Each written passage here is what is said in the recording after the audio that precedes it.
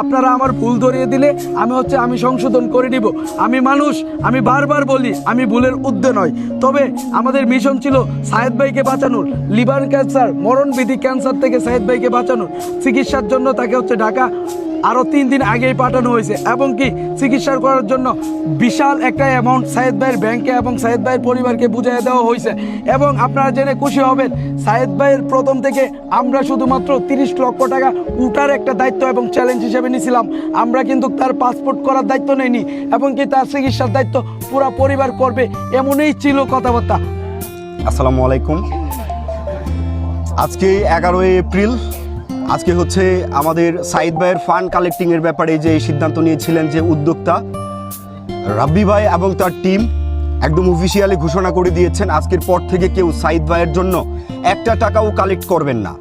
আপনার হাতে যদি সাইদ ভাইয়ের জন্য অবশিষ্ট 1 টাকাও থাকে, সেটা রাব্বি ভাইয়ের যদি আপনার পছন্দ না হয় সাইদ ভাইয়ের বাবা মার হাতে আইনা দিয়ে যান, নো প্রবলেম।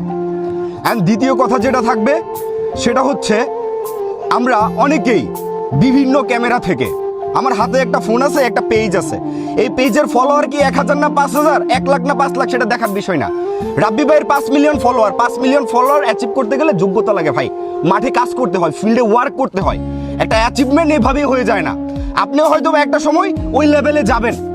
এখন আপনাকে বলবো, আপনি যে রাব্বি ভাইয়ের ক্যামেরা ধইরা যা ইচ্ছা তা বলতেছেন, এটা কিন্তু ফেয়ার না। শুধু রাব্বি ভাই না, রাব্বি ভাইয়ের সাথে যারা সংশ্লিষ্ট রয়েছে, ওনার টিমে যারা রয়েছে, তাদেরকে যা ইচ্ছা তা বলতেছেন। আমি বলবো রাজনীতি আপনি করতেছেন, আমরা না।